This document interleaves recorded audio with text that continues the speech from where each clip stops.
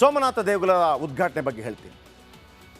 ಈ ಸೋಮನಾಥ ದೇವಸ್ಥಾನ ಇದೆಯಲ್ಲ, ಗುಜರಾತ್ನಲ್ಲಿರುವಂಥ ಸೋಮನಾಥ ದೇವಸ್ಥಾನ, ಇದು 12 ಜ್ಯೋತಿರ್ಲಿಂಗಗಳ ಪೈಕಿ ಮೊದಲನೇ ಜ್ಯೋತಿರ್ಲಿಂಗ.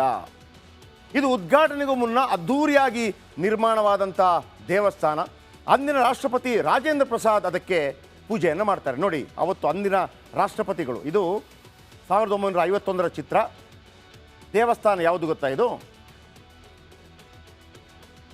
ಇದು ಸೋಮನಾಥ ದೇವಸ್ಥಾನ, ಗುಜರಾತ್ನಲ್ಲಿರೋದು ಸೋಮನಾಥ ದೇವಸ್ಥಾನ. ಅಂದಿನ ರಾಷ್ಟ್ರಪತಿಗಳು ಪೂಜೆ ಮಾಡಿದ್ದು. ಇದು ದಾಳಿಗೊಳಗಾಗಿ ಯಾವ ರೀತಿ ಇತ್ತು ನೋಡಿ, ಫೋಟೋ ತೋರಿಸ್ತೀನಿ ನಿಮಗೆ.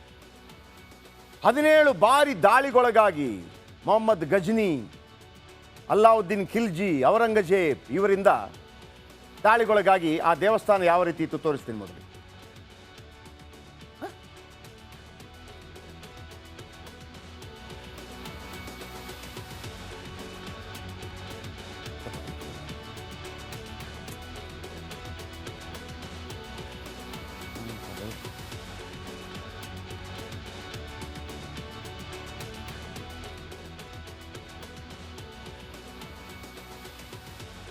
ಅವತ್ತು ನೆಹರು, ಓಕೆ ಫಾಸ್ಟ್ ಹೋಗಿ, ಮ್ಯೂಸಿಕ್ ಕಡಿಮೆ ಮಾಡಿ.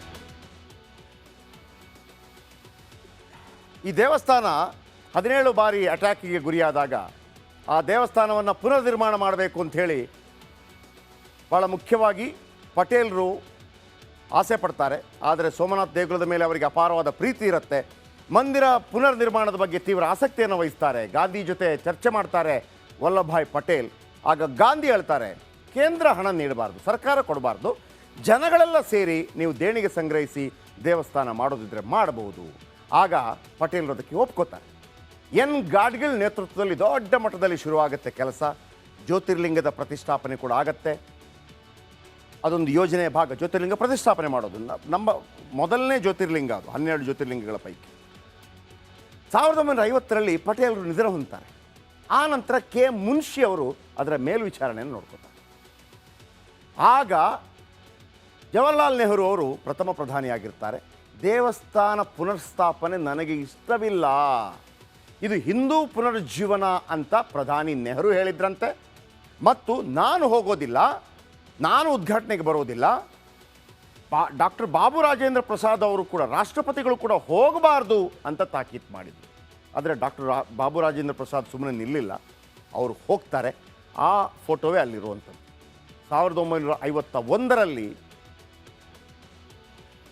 ಡಾಕ್ಟರ್ ಬಾಬು ರಾಜೇಂದ್ರ ಪ್ರಸಾದ್ ಅವರು ಯಾವ ಸೋಮನಾಥ ದೇವಸ್ಥಾನವನ್ನು ಉದ್ಘಾಟನೆ ಮಾಡಿದ್ರು ಅದೇ ದೇವಸ್ಥಾನ ಅದು. ಈಗ ನಾನು ನಿಮ್ಗೆ ತೋರಿಸಿದೆ ಅದು ಯಾವ ರೀತಿ ಇತ್ತು, ಮೊದಲು ಹೇಗಿತ್ತು, ಆನಂತರ ಏನು ಬದಲಾವಣೆ ಆಯಿತು, ಅದನ್ನು ಕೂಡ ನೀವು ನೋಡಿದಿರಿ. ನೋಡಿ, ಇದೇ ಬಾಬು ರಾಜೇಂದ್ರ ಪ್ರಸಾದ್ ಅವರು ಉದ್ಘಾಟನೆ ಮಾಡಿದಂತಹ ಜ್ಯೋತಿರ್ಲಿಂಗ